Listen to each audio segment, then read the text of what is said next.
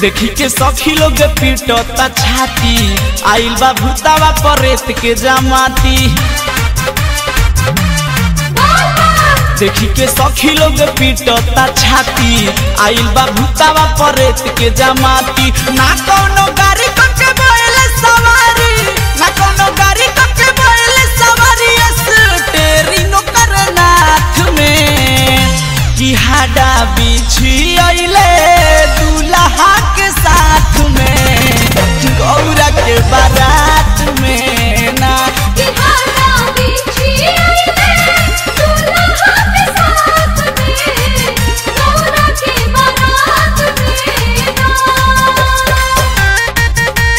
हर हर राम जय शिव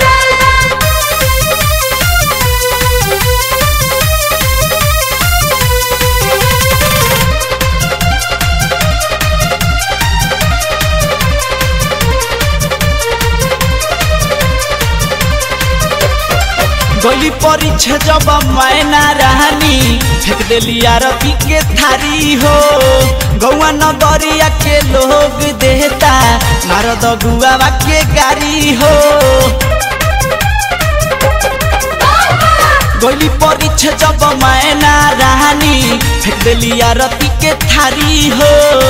गौआ नगरिया के लोग देता नारद गुआवा के गारी हो।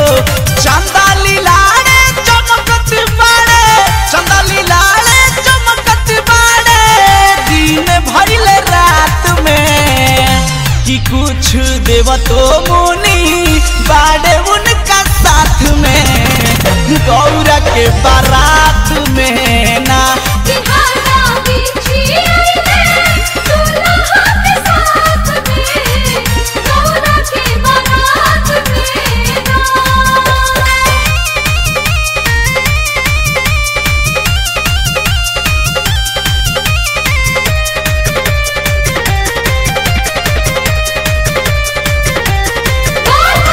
माई रे माई ना का लइका मिलत रहे दोसर हिमान चले राजा के। आज ले ना देखनी हमहू आई बाराती बिना बाजा के।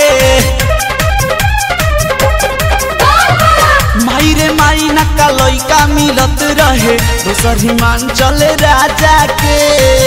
आज ले ना देखनी हमहू आई बाराती बिना बाजा के।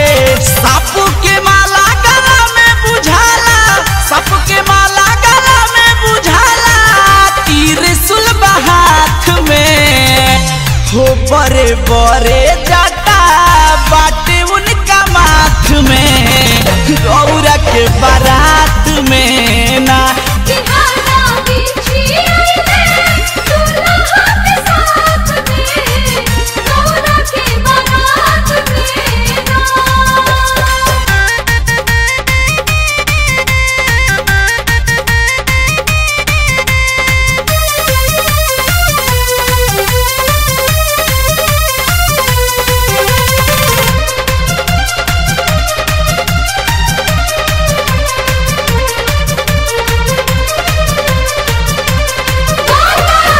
धर्मेंद्र कैले इनकर पूजा हो गई मड़ैया टारी हो।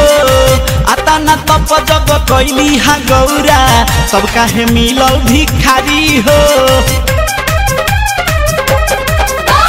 भुवन धर्मेंद्र कैले इनकर पूजा हो गई मड़ैया टारी हो।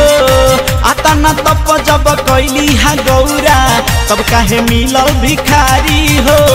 गावेला प्रेमवा सावन के गाना गावेला प्रेमवा सावन के गाना लइकन के जमात में कि शंकर भइयो जुट गइले बात बात में गौरा के बारात में ना